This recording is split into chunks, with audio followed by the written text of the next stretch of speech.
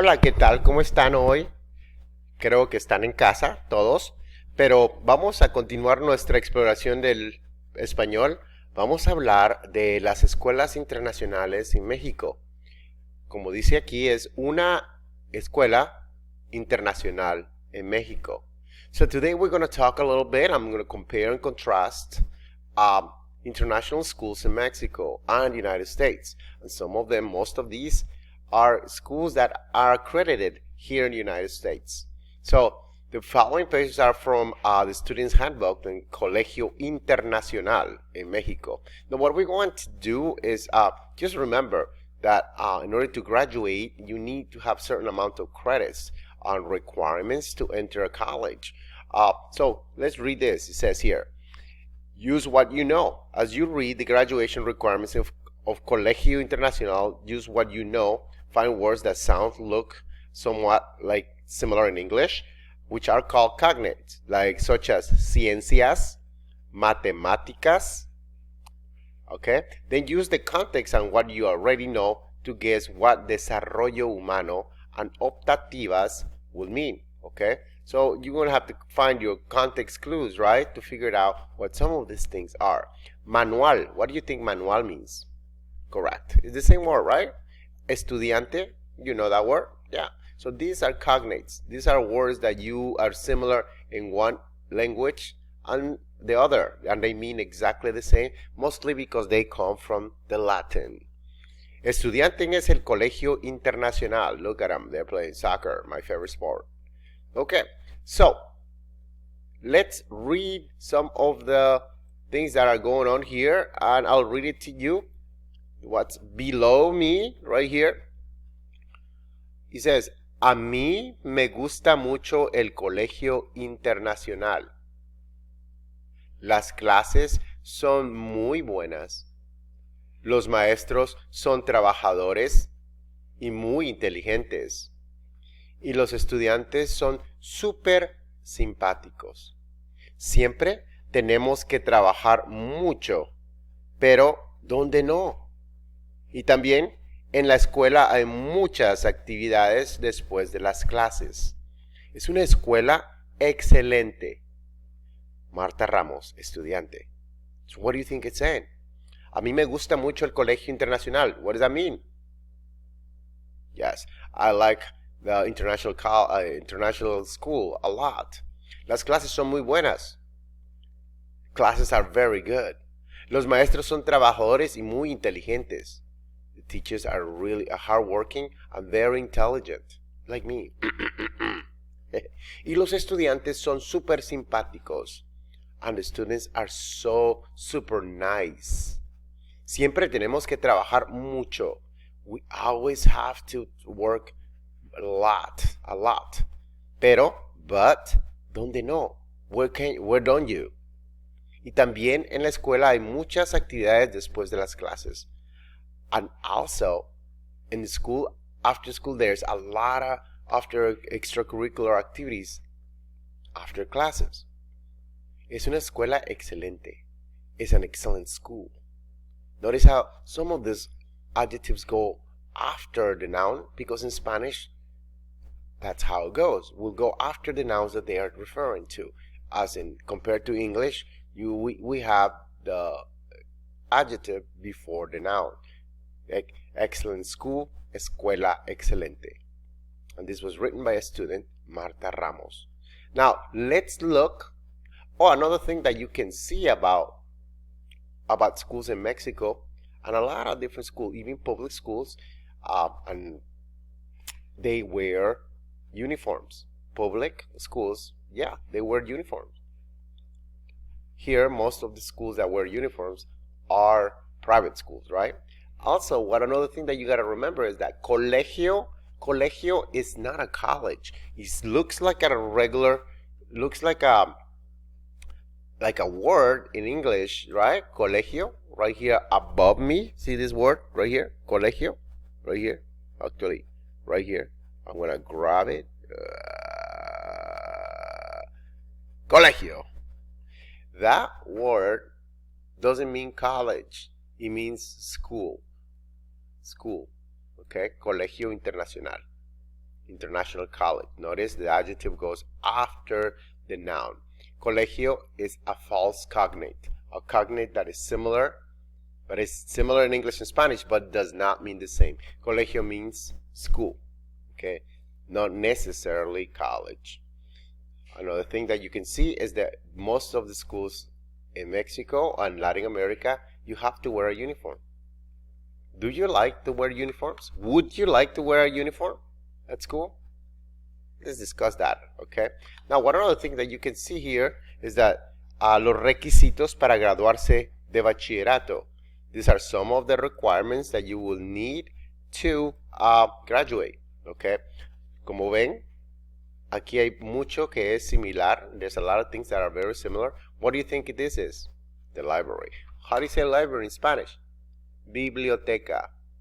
What is this? The gym. How do you say gym in Spanish? El gimnasio. What class do you take at the gym? PE, which stands for physical education. Good. In Spanish is educación física. Similar, right? What about here? What does it look like? Yeah, cafeteria, right? In Español es cafetería. Same word. Cognate, again, words that are similar in one language than the other. Okay, so let's read this. Requisitos para graduarse de bachillerato. Requisitos. What do you think requisitos means? Requirements. Para, for, graduarse, to graduate, de bachillerato. De bachillerato. Okay, the high school. A continuación, los requisitos para graduarse con los dos certificados. Dos certificados. What does that mean? Dos certificados. What is certificado? Another cognate. Tell me what it means. Yes, you're correct. Certificates. El certificado mexicano y el certificado estadounidense. Estadounidense. Do you remember what estadounidense means? American, United States, right? Mexicano y estadounidense. So these are the requirements to graduate with two certificates. El mexicano y el estadounidense. The American and the Mexican certificate. So this is what you need. This is the classes that you need, and this is the number of units or credits. They call it unidades. Okay, unidades or units. Unidades will be credits. Inglés, 4 unidades. Español, 4 unidades. Matemáticas, 4 unidades. Ciencias, 4 unidades. Ciencias Sociales de México, una unidad. Historia de México, 2, una unidad. Geografía de México, una unidad. Derecho. What is derecho? Remember, there is a notation right here, and there's notation here as well. When you see that, you have to look around for those notations, what they mean. Uno is following are, 3 is human development, 2 is law, and 4 electives. So what is derecho? Derecho is número 2, which is law. Ciencias sociales. Computación. What do you think computación means? Yes, you got it. Educación física. That's simple, right? Desarrollo humano. What is desarrollo humano? Look, it's notation number 3. So you go right here and says human development. Okay, maybe is there a class that you take right now that is similar to that? Optativas. What's optativas? Optativas. You can opt to take them. So which will be electives. Optativas, right? Like in Spanish is an elective. But in Mexico, Inglés and Español, they are not electives.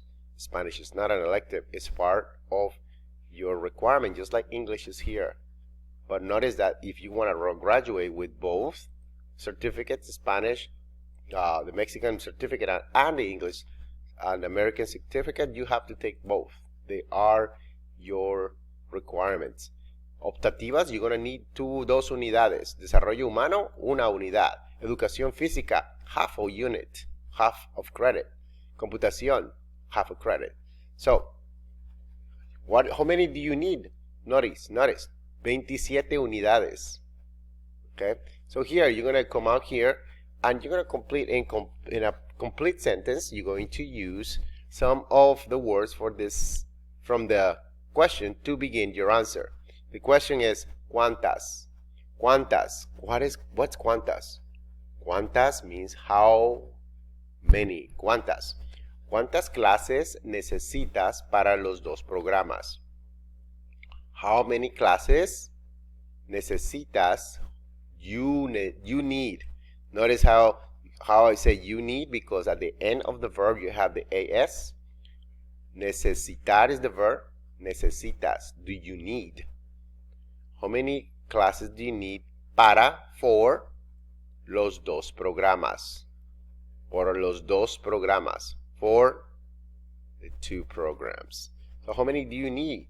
Okay, so you will use this and you will write it right here. You're going to click on that and you're going to use the question to begin your answer. I don't want you to rewrite the entire question. I just want you to start by changing the necesitas to the yo form. Okay, so you don't say necesitas, you say I need. So it will be